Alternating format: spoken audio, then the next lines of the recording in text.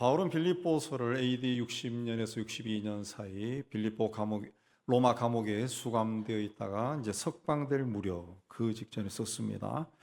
빌립보는 바울에게 아주 특별한 곳입니다. 원래 바울은 아시아에서 복음을 전하고 싶었는데 성령께서 그 길을 막았어요.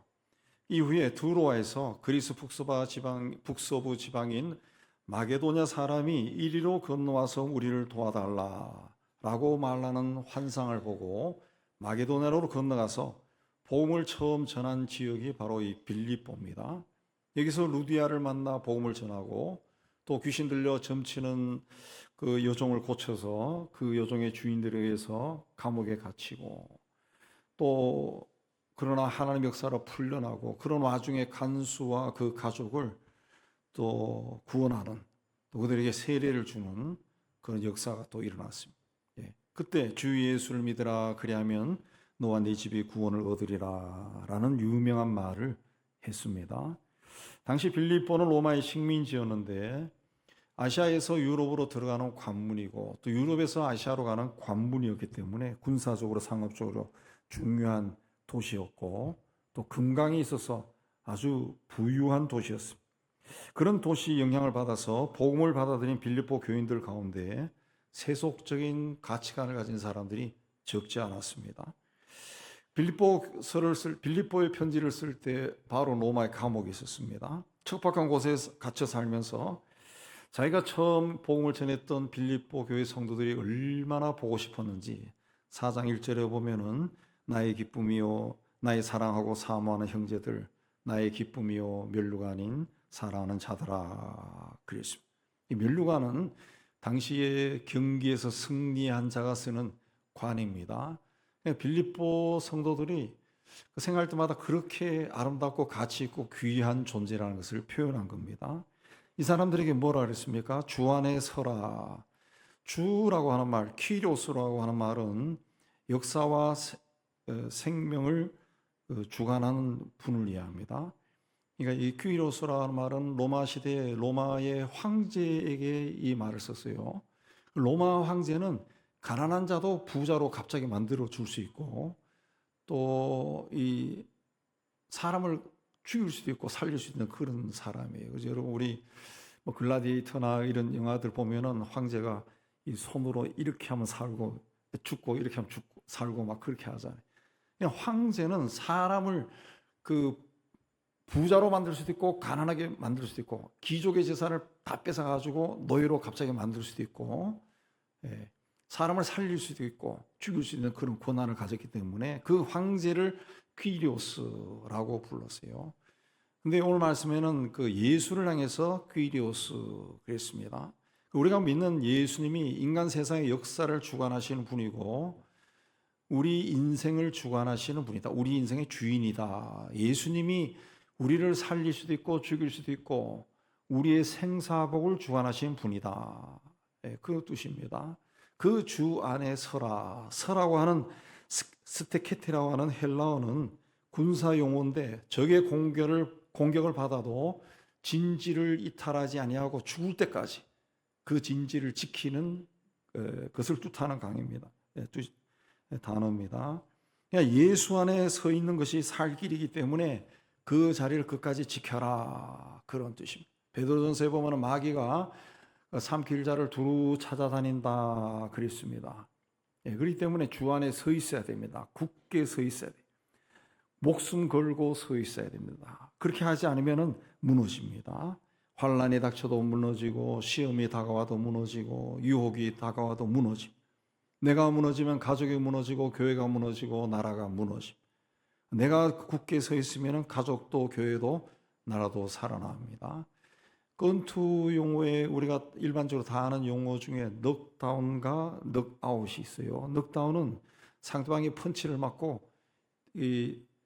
정신을 못 차리고 뒤로 자빠지는 겁니다. 그때 카운트 세죠. 심판이 1, 2, 3, 4 10가지 세계전까지 일어나면은 됩니다. 다시 싸울 수 있어요. 그게 이제 넉다운이고 넉아웃은 펀치를 맞고 쓰러졌는데 카운트를 10가지 해도 못 일어나는 거예요. 그걸 이제 넉아웃 줄여서 KO 패 그렇죠. KO. 예수 믿는 사람은 넉다운은 당해도 다시 일어날 수 있어야 됩니다. 그러기 위해서는 주 안에 서 있어야 돼요. 굳게 서 있어요. 목숨 걸고 서 있어야 됩니다. 자, 그렇게 주 안에 서기 위해서 어떻게 해야 되느냐? 오늘 말씀에 보면은 첫째는 예수를 본받아야 됩니다. 17절에 형제들아 너희는 함께 나를 본받으라. 내가 모든 면에서 완벽한 자이니까 나를 닮아라. 그게 아니라 내가 예수 안에 서 있는 모습을 본받아라. 그런 뜻입니다. 빌립보 4장 15절에 보면은 바울이 복음의 시초에 내가 마게도냐를 떠날 때 주고받는 내 일에 참여한 교회가 너희 외에 아무도 없었다. 그랬어요. 마게도냐에 들어가서 선교를 시작할 때 바울에게 물질적인 도움을 준 교회가 빌립보 교회밖에 없었다는 그런 뜻입니다. 또 바울이 로마 감옥에 갇혀 있을 때 빌립보 교인들이 교인 중에 신실한 에바브로디도를 보내서 옥바라지를 하게 했습니다. 이게 바울과 빌립보가 특별한 관계였다는 거죠.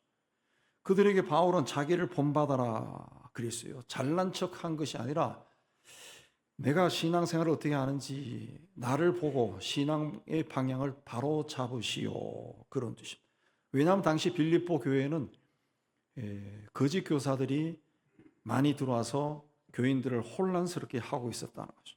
그래서 예수만 바라보고 달려가는 자신의 신앙을 본받으라고 한 겁니다. 자, 이런 사람들이 여러분에게 와서 예수에 대해서 해석하는 거, 예수님이 하신 말씀에 자꾸 뭔가 덧붙이고 빼고 하는 거, 그 따라가지 말라. 그런 뜻입니다. 요즘 많은 기독교인들이 신앙생활을 목사의 설교에 의지를 합니다. 제가 실질적으로 오래전에 누구인데도 들었지만은 자기는 하루에 설교를 한 4편 내지 5편 정도 듣는다는 거예요. 한 서너 시간 설교를 듣는다. 굉장히 의기양양해. 우리나라의 훌륭한 분 설교는 자기가 다 듣는다는 거죠. 그렇게 설교를 많이 들으면 신앙이 성장하는 줄 압니다. 물론 설교를 통해서 모르던 말씀 깨닫고 배우는 것도 없지 않아 있어요. 그러나 설교는 한편으로는 설교자의 생각이라는 거예요. 설교자의 생각, 해석이. 그런 걸 자꾸 듣다 보면은 설교자의 생각에 빠져들어갈 수 있습니다. 그러다 보면은 그 설교자의 팬이 되고 추종자가 돼요. 추종자가. 우리나라 교회나 우리나라 교회인들에게는 이런 경향이 상당히 강합니다. 강해. 그래서 설교자의 팬이 되면은 설교자가 왼쪽으로 가, 왼쪽 가고 오른쪽 가, 오른쪽 가고 이거 틀렸어 그러면 아멘 그러고 이거 맞아 그러면 아멘 그러고 그렇게 산다는 거죠. 그러나 설교라고 하는 것은 뭐냐? 어디까지나 성경을 해석한 거예요. 그 사람은 예수를 본 적도 없고 만난 적도 없어요. 예수님 말씀을 들은 적도 없어요. 그냥 성경에 기록된 성경을 읽고 본인이 공부해서 사람들에게 전하는 거예요. 저도 마찬가지고 단어를 찾아서 이게 무슨 뜻인가? 성경도 뭐 여러 군데 뭐 세번역, 공동번역, 우리말 성경 다 읽고 이게 무슨 뜻인가? 그 해석해 주는 거예요. 쉽게 전해 주는 거죠. 자, 만약 우리 시대에 예수님이 우리 교회에 오셔서 사흘간 말씀을 전하고 하늘로 올라가신다. 이게 뉴스에 나왔어요. 신문에 나왔어요. 그럼 어떤 일이 일어날까요? 아마 전국에 있는 기독교인들이 예수 믿는다고 하는 사람들 우리 교회로 다 올 겁니다. 나올 거예요. 아마 이 송파경찰서가 아니라 서울지방경찰청에서 경찰들을 몇천 명 모여가지고 이 통제를 해도 안 될 정도로 어마어마한 사람들이 아마 우리 교회 주변에 막 송파구에 막 몰려들 겁니다. 몰려들 거예요. 이 예배당도 막 사람들로 가득 차서 아마 이 화분 옆에도 앉을 거예요. 옛날에 우리 젊었을 때 부흥회 하면은 이 목사님 옆에까지 앉아 있었어요. 저도 그런 적이 있어요. 바로 옆에까지 앉아 있어요. 그보다 더한 일이 일어날 겁니다. 난리가 날 거예요. 난리가 날 거예요. 그 예수님의 말씀을 직접 듣는 것이 그렇게 중요하다. 굉장한 거죠. 우리가 그런 생각을 가지고 있어요. 직접 들어야 돼. 직접 들어야 돼.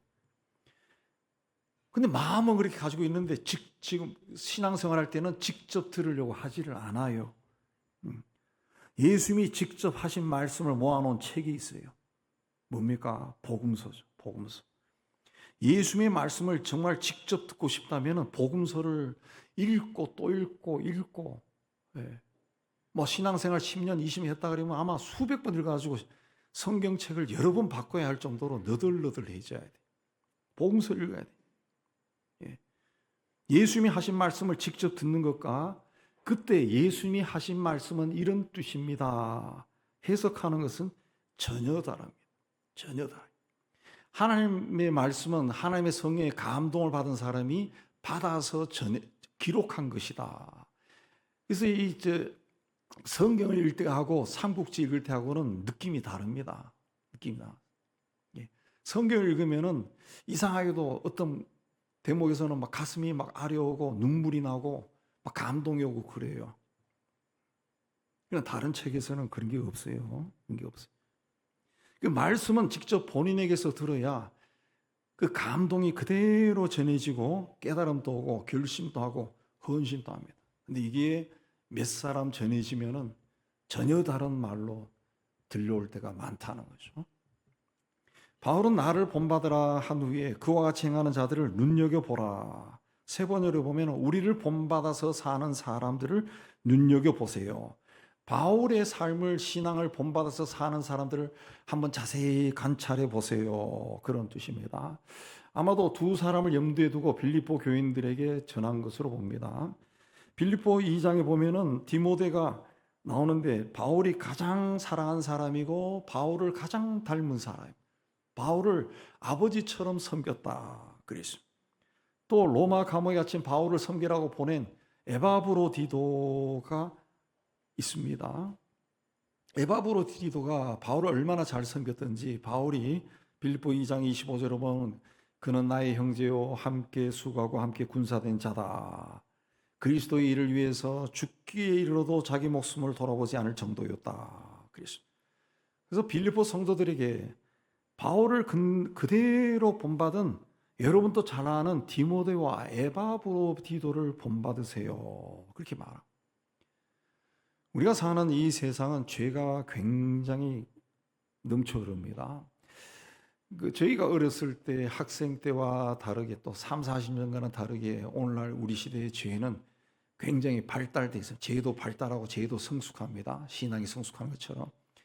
오늘날의 죄는 우리 손에 들어와 있습니다.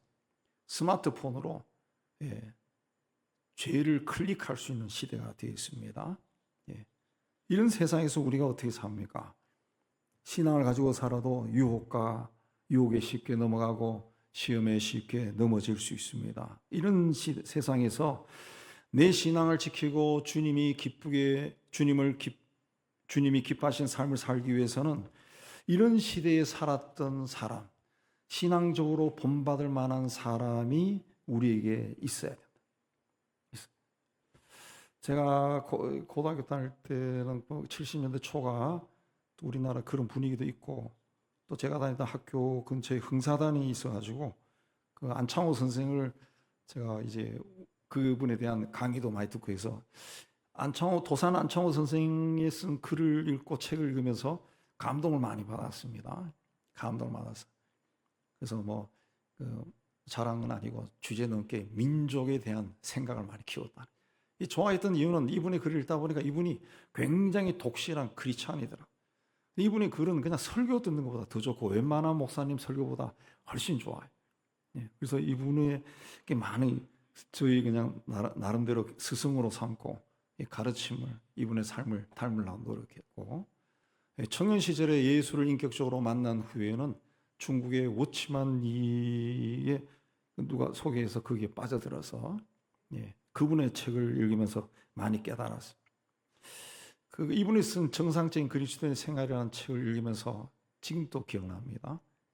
70년대 말에 얼마나 이 감동을 많이 받았는지 한 페이지 한 페이지 넘길 때마다 그렇지 하고 박수를 치면서 그렇게 읽었던 그런 적이 있어요. 이분들은 가르치는 것만이 아니라 사역이나 신앙생활이나 일상생활이나 삶도 말씀과 똑같습니다. 감동이 됩니다. 감동이 됩니다. 그런데 하나님 말씀 하나 조금도 의심을 하지 않습니다. 그대로 합니다. 그대로. 그 외에도 할 수 있으면 좋은 사람들 만나기 위해 우리가 다 마찬가지지만 좋은 사람이 위해 만나기 위해 애쓰고 그분들에게 본받을 것이 있으면 본받고 또 좋은 책을 소개받으면 그 사람이 쓴 책 한 권만 보는 게 아니라 그분이 쓴 책을 대부분 읽고 그러면서 그 좋은 면을 닮으려고 노력했습니다. 그런 걸 통해 가지고 이 시대에 내가 이 죄를 어떻게 이기느냐, 유혹을 어떻게 이기느냐 그걸 배운다. 이분 이렇게 이기는구나. 이렇게 이기는구나. 그걸 배운다. 그런 모델이 없으면은 혼자서 이겨나가는 것이 굉장히 힘든다는 거죠. 이 바울이나 디모데나 에바브로디도가 궁극적으로 본받아야 하는 분이 누굽니까? 예수 그리스도입니다. 바울은 빌립보 2장 5절에서 그리스도 예수의 마음을 품으라. 바울이나 디모데나 에바브로디도는 모두 예수를 본받은 사람이.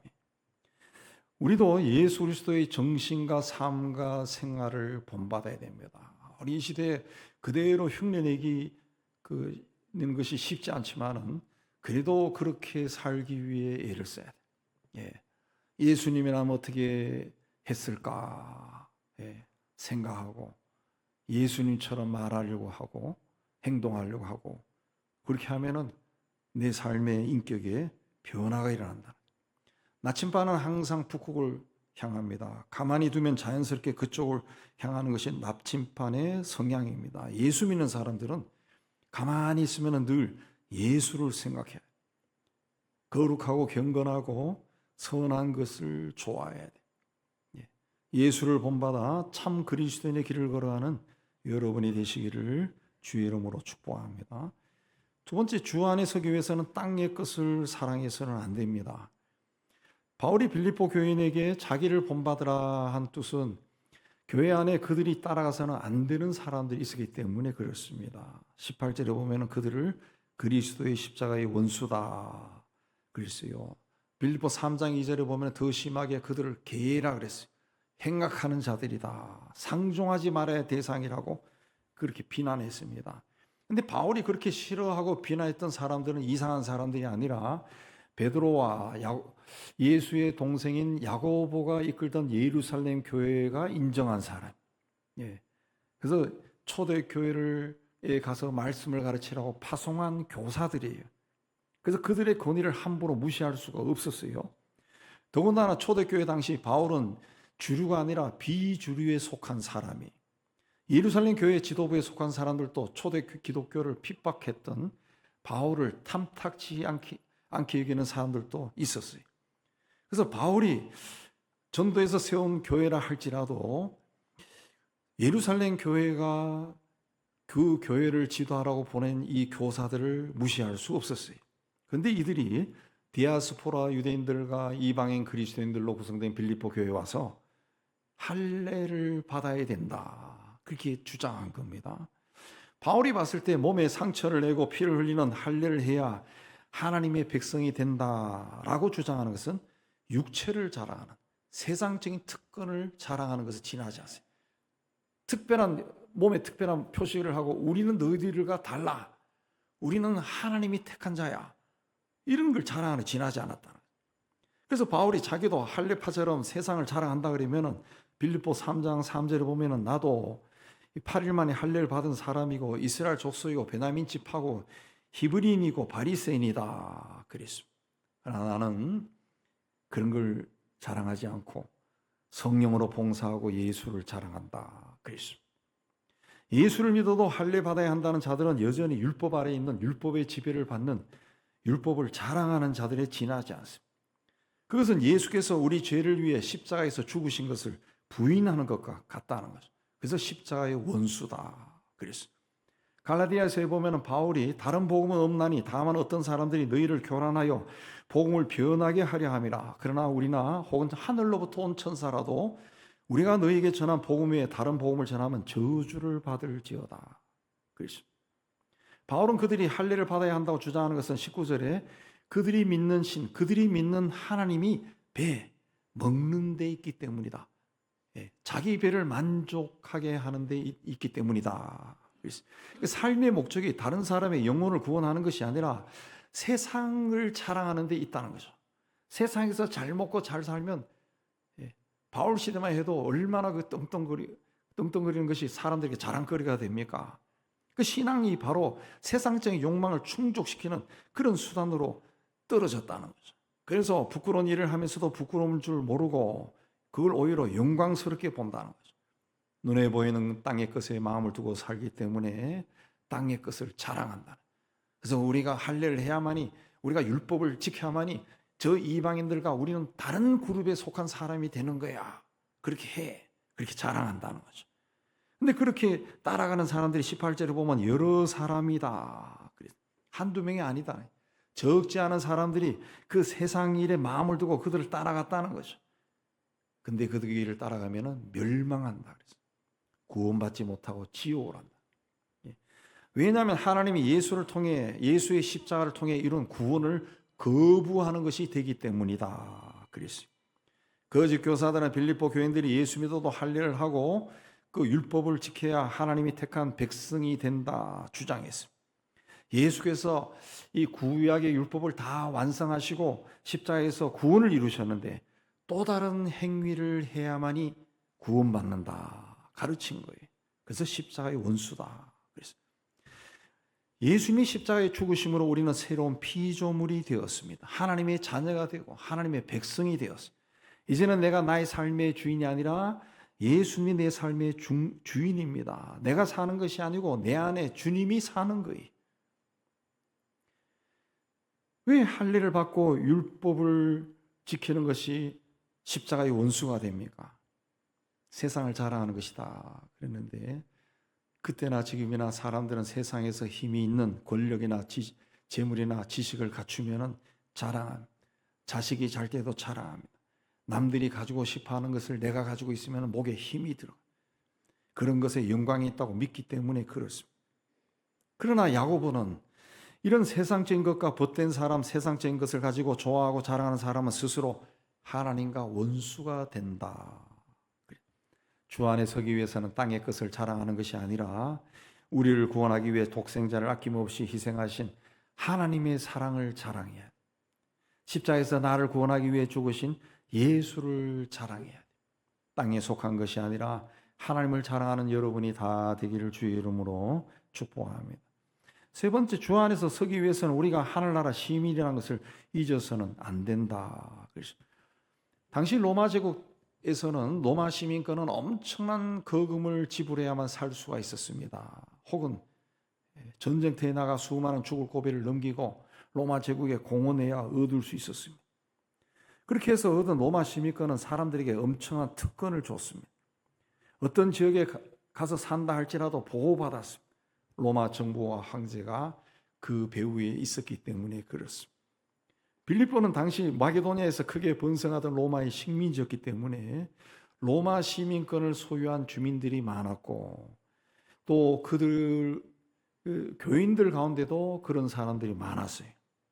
그들은 로마 시민권이 얼마나 귀중하고 자랑스러운 건지 잘 알고 있었습니다. 그래서 바울이 빌립보에서 전도할 때 사도행전 16장에 보면은 그를 반대했던 자들이 바울을 고발하면서 로마 사람인 우리가 받지도 못하고 행하지도 못할 풍속을 이 사람이 전한다, 그런 말을 했습니다.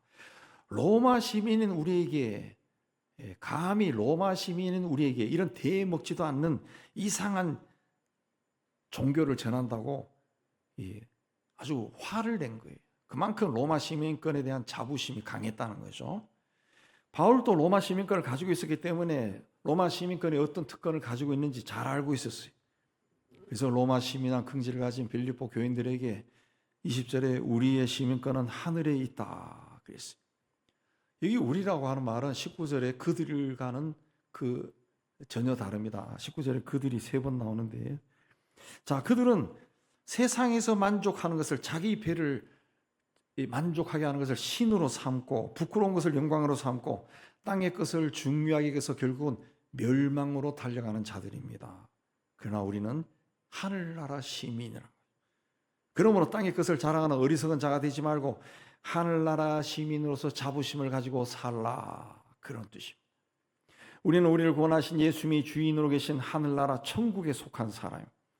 로마 시민권자를 로마 황제가 보호해 주셨듯이 천국 시민권을 가진 우리는 예수님이 지켜주시고 보호해 주시고, 그러므로 하늘나라 시민권자답게 살아야 됩니다. 하나님의 자녀답게, 하나님의 백성답게 살아야 됩니다. 천국의 모범 시민으로 살았던 이 바울과 디모데와 에바브로디도를 본받으며 살고, 무엇보다 바울과 디모데와 에바브로디도가 본받으며 살았던 예수를 본받으며 살아야 돼요. 하늘 시민으로서 성도가 누릴 특권은 거기로부터 구원받는 자 예수를 기다리는 겁니다. 예수께서 부활하시고 승천하실 때 내가 너희를 위해 거할 곳을 예비하고 다시 너희를 데리러 올 것이다, 그렇게 말씀했어요. 그날이 되면 무슨 일이 일어난다 그랬습니까? 21절에 그는 만물을 자기에게 복종하게 하실 수 있는 자의 역사로 우리의 낮은 몸을 자기의 영광의 몸의 형체와 같이 변하게 하신다 그랬습니다. 세 번역으로 다시 보면은 그분은 만물을 복종시킬 수 있는 권능으로 우리의 비천한 몸을 변화시켜서 자기의 영광스러운 몸과 같은 모습이 되게 하실 것입니다 그랬어요. 우리의 몸은 낮은 몸이다, 비천하다, 그렇게 표현했습니다. 사실 우리는 감기가 걸려도 일상생활을 할 수 없을 정도가 되어버립니다. 또 이 사는 동안 끊임없이 먹어야 됩니다. 하루라도 먹지 않으면, 한 끼라도 제대로 먹지 못하면 이 몸을 유지할 수가 없어요. 제가 언젠가 오늘 하루 먹은 것이 얼마나 됐는가 적어보니까 굉장히 많더라고. 물보험까지 굉장히 많이 먹는 거예요. 또 우리는 굉장히 많은 사람을 늘 주변에서 보고 듣고 같이 말하고 같이 살아가요. 그러나 실존적으로는 늘 혼자입니다. 가족들과 한 집에 같이 있어도 나는 혼자라는 거죠. 혼자 살다가 혼자 죽습니다. 주님께서 우리에게 사람들을 서로 사랑하라 그랬지만은 우리가 나와 같은 곳에 사는 사람들을 사랑할 수 있느냐? 그 사랑하는, 주님이 말씀하신 사랑을 실천하는 게도 되게 어렵습니다. 가족이라 할지라도 자식이라 할지라도 사랑하는 것이 참 어려울 때가 있다는 거죠. 오히려 사랑보다는 판단이 더 많고 비판할 때가 많고 시기하고 미워한다. 마귀가 공격해 오면은 조그마한 유혹이나 시험에도 무너져 버립니다. 우리 안에서 끊임없이 욕망이 막 솟아오릅니다. 온갖 욕심이 다 올라오고 온갖 제외된 생각들이 다 끌어오릅니다. 그래서 어느 날 자기를 살펴보면은 내가 이렇게 더러운 인간인가? 이런 생각을 어떻게 벗어버릴 수 없을까? 어떤 날은 이렇게 살다가 내가 죽었을 때 정말 천국 갈 수 있을까? 구원이나 받을 수 있을까? 그런 의심이 들 정도로 내 안에서 죄된 것, 온갖 욕망이 끝없이 올라온다는 거죠. 우리가 세상이 죄로 가득 차 있기 때문에 이 땅에 사는 동안 세상의 조건과 환경과 땅의 지배를 받고 살아갈 수밖에 없습니다. 그렇게 살다가 세월이 흘러가면 늙고 병들고 또 때로는 사고로 죽는다는 거죠. 우리 몸을 바라보면 비천한 몸이라, 낮고 낮은 몸임. 그러나 예수님이 오시면 이 비천한 몸이 영광스러운 몸으로 변한다 그랬습니다. 변한다. 성서적으로 또 신학적으로 이 사람이 죽으면은 바로 우리 예수 믿는 사람들은 바로 천국문을 열고 몸이 예수님처럼 부활의 몸으로 변해서 천국으로 들어간다고 성경은 이야기하고 또 우리가 그리 믿고 있습니다. 어디 잠시 천주교에서 이야기하는 것처럼 연옥에 대기하고 그런 거 없습니다. 바로 죽는 순간 하늘나라 문이 열리고 부활의 몸으로 변해서 우리는 가는 거죠. 남아있는 그 시신은 우리가 장례 처리를 할 뿐이지 바로 간다는 거죠. 안 믿는 사람은 바로 지옥의 문이 열리고 가는 거예요. 이 변화된 몸이 어떤 것인지 우리가 알 수 없습니다. 그래서 그 윌리엄슨인가 유명한 배우, 그분이 주연한 어떤 영화에 보면 천국을 묘사하기로 사람들이 아름다운 옷을 입고 그냥 공중으로 막 다닙니다. 공중을 날아다니는 것을 묘사했는데 정말 그렇게 될지 아니면은 이 바닷속도 그냥 마음대로 다닐 수 있는 것 변화될지 우리가 모릅니다. 그러나 성경이 우리에게 가르쳐 준 거는 변한다 그런 거예요. 그리고 그걸 새 창조다. 새 창조다. 하나님이 우리를 새롭게 하신다. 그랬습니다. 그건 하나님께 정권에 속해요. 그러나 궁극적으로 우리의 몸이 주님이 오시면은, 우리가 살아있을 때 주님이 오시면은 부활하신 예수님처럼 시간과 공간을 초월한 몸으로 변한다는 거. 또 주님이 오시기 전에 내가 세상을 떠난다면 떠나는 순간 바로 그렇게 변한다는 거. 예.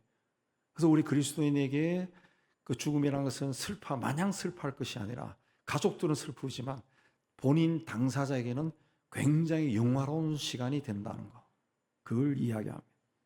우리의 시민권은 하늘에 있습니다. 시민권이 하늘에 있다면 하늘의 일에 관심을 가져야 됩니다. 하나님이 하시는 일에 마음이 가 있어야 됩니다. 세상 시민권밖에 없는 하늘나라를 모르는 사람은 세상에 마음을 두고 살아야 하지만, 우리는 하늘에 우리의 시민권이 있어요. 우리는 하나님께 속한 자라, 하나님 나라 백성이고 하나님의 자녀라는 거예요. 그래서 그러므로 세상 일에 너무 마음을 두고 집중해서는 안 돼요. 세상에 살고 세상 일을 한다라도 그것이 하나님이 기뻐하시는 일이 돼야 돼요. 하나님 나라 시민답게 살아야 된다는 거예요. 다시 오실 주님을 만날 소망을 가지고 살아야 한다는 겁니다. 사순절이 시작된 지 벌써 열흘이 지났습니다. 사순절은 부활절을 향해 걷는 40일간의 순례길입니다. 사순절은 죽기 위해 예루살렘으로 올라가신 예수님을 따라 예수님과 함께 걷는 절기입니다. 그러므로 주님 앞에 서기 위해서 우리의 생각을, 심령을 정화해야 돼요. 정결하게 돼요. 그분 안에서 이 세상에 대해서 죽고 그분과 함께 사는 길로 걸어가야 됩니다. 그러므로 주 안에 견고하게 서야 되고, 주 안에 견고하게 서기 위해서는 예수를 본받아야 돼요. 땅의 것을 사랑해서는 안 됩니다. 하늘나라 시민인 것을 한시라도 잊어서는 안 됩니다. 우리가 이 땅에 나그네로 살다가 때가 되면 돌아가 영원히 거할 곳은 하늘나라. 언젠가는 그곳에 들어갑니다. 그러므로 이곳에서 우리가 거주하고 있는 집은, 우리의 영혼이 담고 있는 이 몸도 영원한 집이 아니라는 거예요. 우리의 진정한 시민권이 있는 곳에 마음을 두고 사는 동안 하나님 나라를 위해, 또 하나님의 뜻을 위해 하나님의 일에 더 열심을 내는 여러분이 다 되시기를 주의 이름으로 축복합니다. 하나님 아버지, 우리로 하나님의 자녀가 되는 특권을 허락하여 주시고 예수 안에서 구원받은 자로 살게 해 주시는 데 감사합니다. 주님 부르시는 그날까지 죄로 가득 찬 세상 속에 살 때 세상에 휘둘리지 않게 해주시고, 그러하기 위해 주 안에 견고하게 서 있는 믿음의 길을 걸어가는 저희가 다 될 수 있도록 은혜 다하여 주옵소서. 우리 주님을 본받아 살게 해주시고 더 이상 땅의 것을 사랑하고 땅의 것을 추구하는 자가 되지 않게 해주시고, 우리가 하나님의 자녀라는 것, 하나님 나라 백성이라는 것 한시라도 잊지 아니하고 하나님 보시기에도 기뻐하는 그 길로 당당하게 담대하게 걸어갈 수 있도록 믿음을 다하여 주옵소서. 예수님 이름으로 기도합나이다. 아멘.